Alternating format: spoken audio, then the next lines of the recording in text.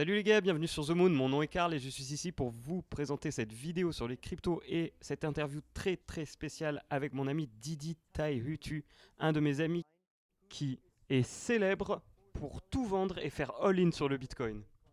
Ça va être un super épisode. Didi, comment tu vas aujourd'hui? Waouh Karl, merci de m'avoir invité dans ton émission, je vais super bien. Mais je suis au Mexique à Mluma en ce moment. Et ça fait déjà quelques années depuis qu'on a fait all-in. On s'est revus plusieurs fois depuis et là j'ai vraiment hâte de repasser du temps physiquement avec toi comme ce qu'on avait fait à Kofagan. Et on a passé du bon temps là-bas, mais maintenant on est à Mexico, mais regardons où est-ce qu'on finit pour la suite. Exactement, on voyage chacun à travers le monde et on se voit dans des pays différents, c'est super. Et je pense... Alors allons directement à la partie la plus intéressante à propos de toi, parce que je pense que beaucoup de personnes te connaissent déjà, mais certains non. Je me rappelle parce que j'avais déjà entendu parler de toi avant de te rencontrer. J'ai vu ces nouvelles vidéos sur YouTube et ces nouveaux articles qui parlaient d'un type qui a vendu tout ce qu'il possédait et acheté du Bitcoin littéralement en tout et pour tout. Et c'était une histoire tellement fantastique et spectaculaire que je pense que ça s'est répandu à travers le monde. Est-ce que tu peux nous expliquer quand est-ce que c'est arrivé et quand c'est arrivé, à quoi tu pensais? Parce que tu as mis toute ta famille sur le front en quelque sorte. Et ta famille ne dépend que de toi. Alors dis-moi, à quel point tu étais confiant à propos de ce pari? Alors c'est une longue histoire, je vais essayer de la raccourcir un petit peu parce que après les gens comprennent peut-être l'état d'esprit qu'il y a derrière ça parce que beaucoup de gens sont vraiment imprudents. Mais je n'étais pas aussi imprudent que les gens le pensaient parce que quand j'avais 24 ans, ma mère qui en avait 48 décéda. Et je ne pouvais pas faire face à ces sentiments, alors je suis devenu cet accro au travail et j'ai commencé à créer mes entreprises. Alors durant ces 14 années, j'ai créé des entreprises dont l'une d'elles était mon entreprise de thé. Et j'ai commencé à miner du Bitcoin, du Dogecoin. Et ce fut le cas jusqu'en 2014, puis j'ai vu qu'il y a eu le crash et j'ai commencé à paniquer. J'avais besoin de vendre pour compenser mon investissement dans le minage. Puis à la fin de l'année 2014, mon père m'a dit, alors c'était 12 ans après le décès de ma mère, et il m'appelle me disant, il ne me reste plus qu'une année à vivre. J'ai un cancer et je vais sûrement en décéder. À cet instant, le monde autour de moi s'effondre. Et je ne m'intéresse plus à rien, plus de business, d'argent, de bitcoin, plus rien. J'embauche des cadres pour faire tourner mes compagnies. Et la dernière année, en 2015, je décide de partir vivre chez mon père, passer les derniers quelques Noël, Pâques, toutes ces choses-là, tu vois, avec mon père. Et une année plus tard, il meurt et je fais un énorme burn-out. Et tu sais, j'ai besoin de changer de vie.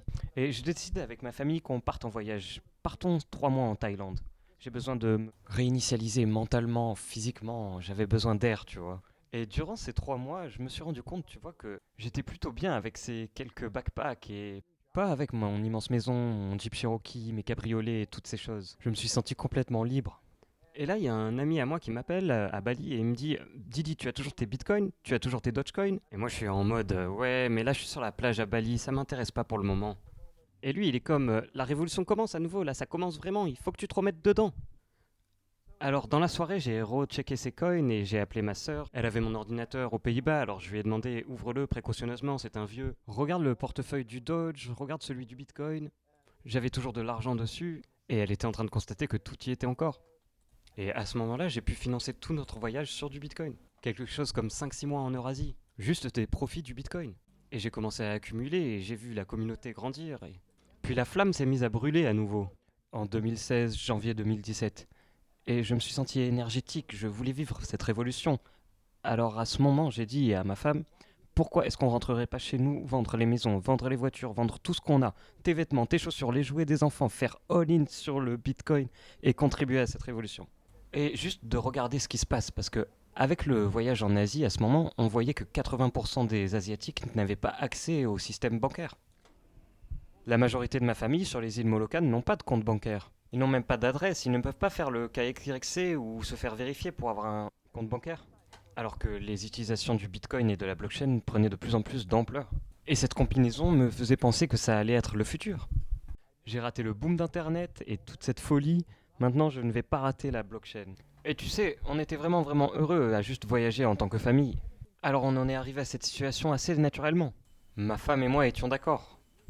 On a besoin de commencer à vivre par l'exemple. Donner l'exemple à nos enfants, leur montrer que la vie ce n'est pas juste accumuler des richesses, mais aussi accumuler du bonheur.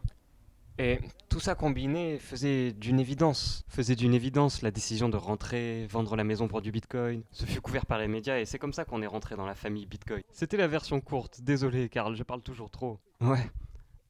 Alors, quand exactement est-ce que tu as tout vendu et mis dans le Bitcoin? À quel niveau de prix? Quelle année? Alors, on a commencé à vendre les voitures, puis on est rentré début janvier 2017 aux alentours des 800 à 1200 dollars. C'est là que j'ai vendu le Jeep Cherokee, le cabriolet et tout le reste, les motos.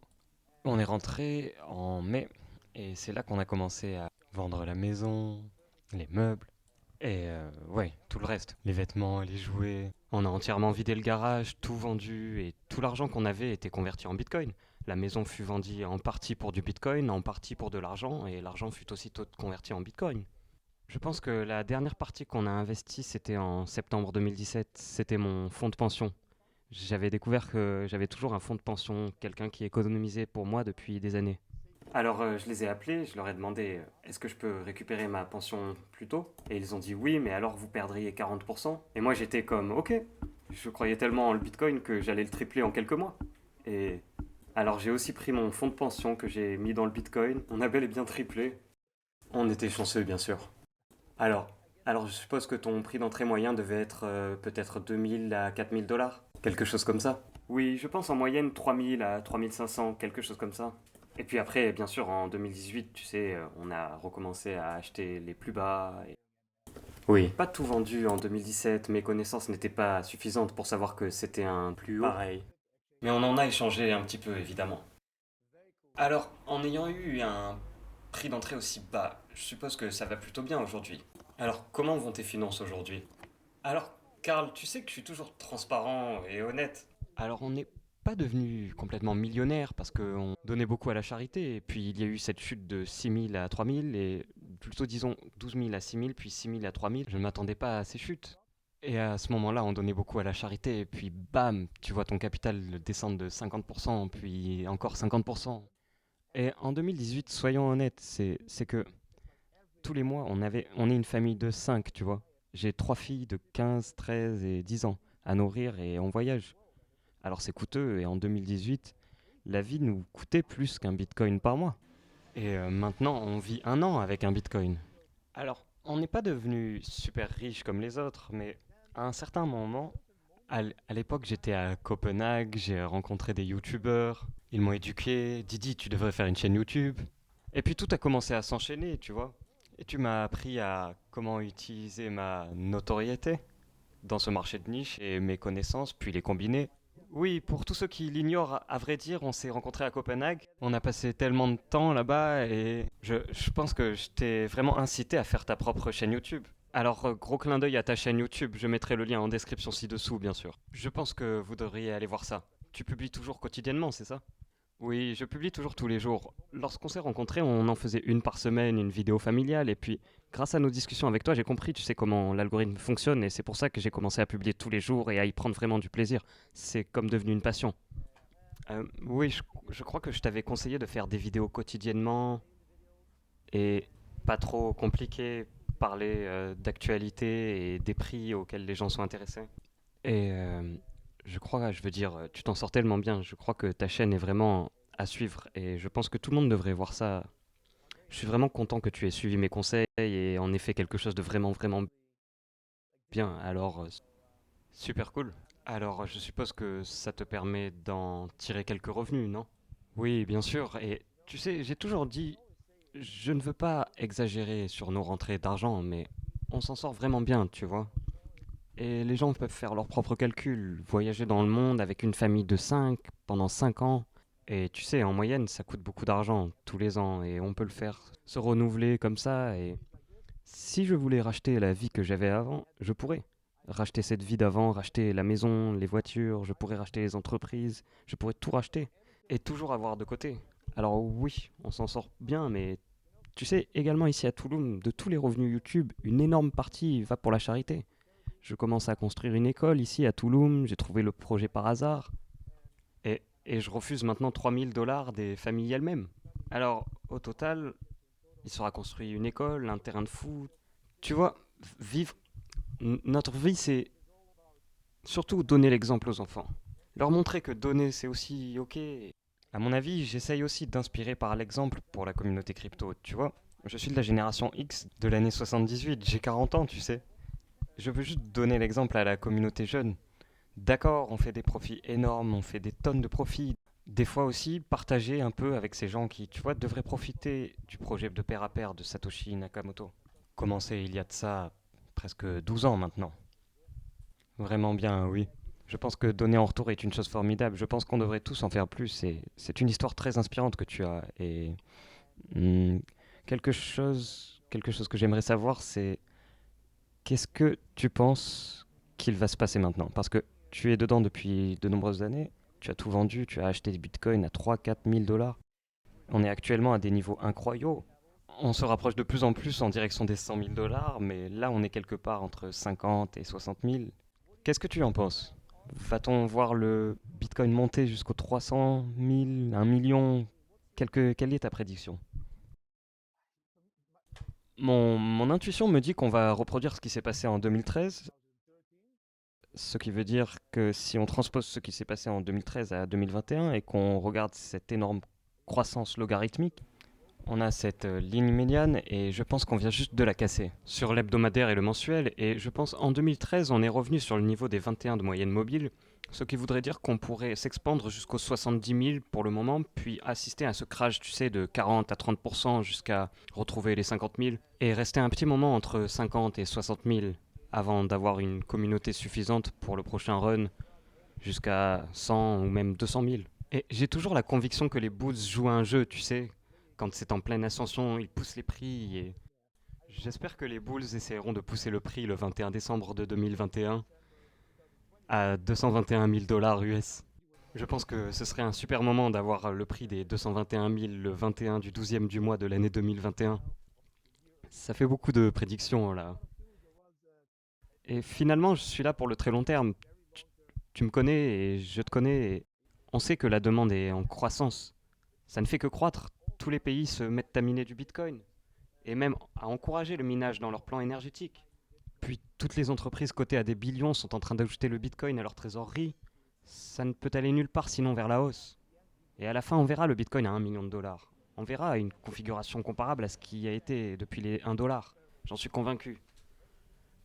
Tu sais que le Bitcoin devienne ce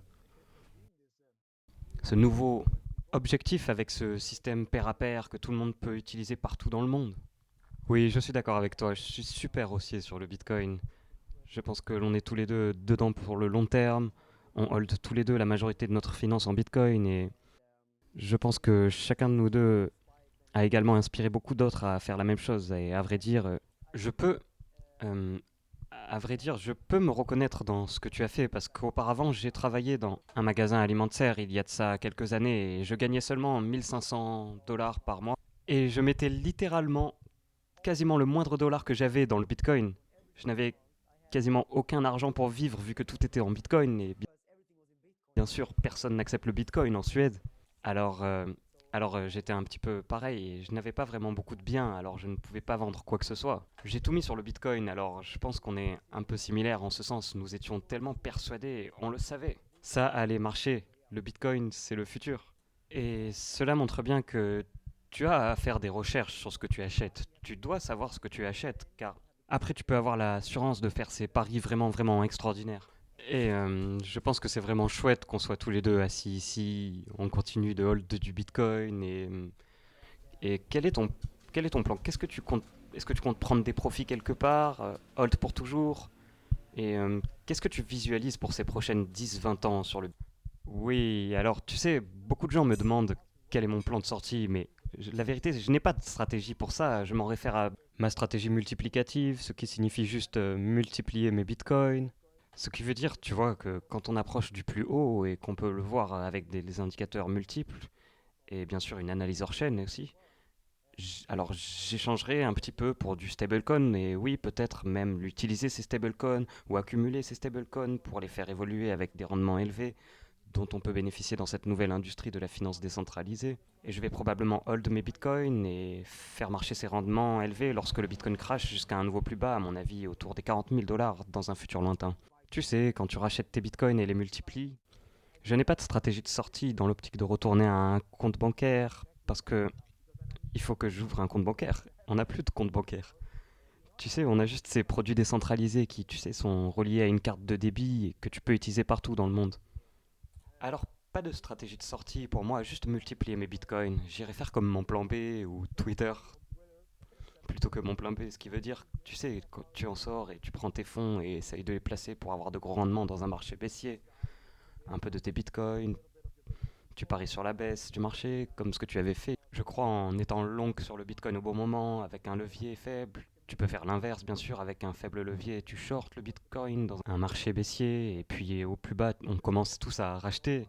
Direction le nord pour un nouveau cycle de 4 ans. Et je pense que les années baissières et de transition, il y aura deux bougies vertes qui iront en biais si on regarde le graphique annuel, et ce sera nos vacances, on se reposera enfin. Et, et il sera temps d'apprécier la vie un peu plus que lors de ces années haussières. Oui, oui, oui. Oui, c'est chouette. Je suis aussi dans l'attente que ce cycle de 4 ans se réalise, comme ce fut le cas pour ces dernières 12 années. Et quand les gens me demandent quelle est ma stratégie de sortie, des fois je leur dis que le Bitcoin est ma stratégie de sortie. Le Bitcoin est une sorte de canot de sauvetage pour nous aider à sortir de ce désastre financier et de ce système monétaire et des monnaies fiduciaires, parce que l'on sait tous deux que ça va s'écrouler à un moment donné. Et, et le Bitcoin peut être notre stratégie de sortie hors de ces systèmes. Je le pense, alors pas d'intérêt à vendre des Bitcoins pour du dollar, n'est-ce pas? Pourquoi voudriez-vous hold du dollar? Alors, alors peut-être si tu as, avant que l'on conclue cela, si tu as n'importe quel point intéressant à partager avant que l'on conclue ça. Non, non, je ne voudrais pas que ce soit trop long pour vous. Je sais que tu es très occupé, Karl, et je suis très content d'avoir pu passer sur la chaîne. Je pense que l'on fait tous les deux cela par passion, la passion d'éduquer les gens, et je pense que l'on aspire à les préparer à cette crise. L'on veut s'assurer que les gens protègent leurs capitaux et en se mettant au Bitcoin, et je trouve que tu as fait un super taf là-dessus. Je pense faire du bon travail également, et je pense qu'on a besoin de continuer à le faire. On doit continuer à convaincre et éduquer les gens sur ce qui pourrait arriver et comment ils peuvent s'en sortir en allant vers ce super domaine, cette vie, et comment ils peuvent changer leur vie avec juste quelques étapes simples. Au final, on a tous des histoires incroyables avec le Bitcoin à raconter et je pense que ces histoires éduqueront les gens sur comment changer de vie et comment prendre la vie à bras le corps. Je le dis toujours, tu sais, changer, faites-le. Puis croyez au Bitcoin et toute cette révolution que l'on défend en tant que communauté. Oui, vraiment superbe dernier mot. Et tout le monde. J'aimerais que tout le monde like cette vidéo maintenant parce que cette vidéo est absolument géniale. J'ai beaucoup apprécié. Merci beaucoup Didi. Merci d'être passé sur la chaîne. Tu penses qu'on peut atteindre les 10 000 likes? Je pense qu'on va fracasser le bouton des likes. On a besoin de le fracasser. Vraiment, vraiment fort. Je le pense aussi. On va le faire. Parfait, parfait. Alors je te souhaite une excellente journée et je te verrai dans le futur Didi. Merci. Bye. Bye.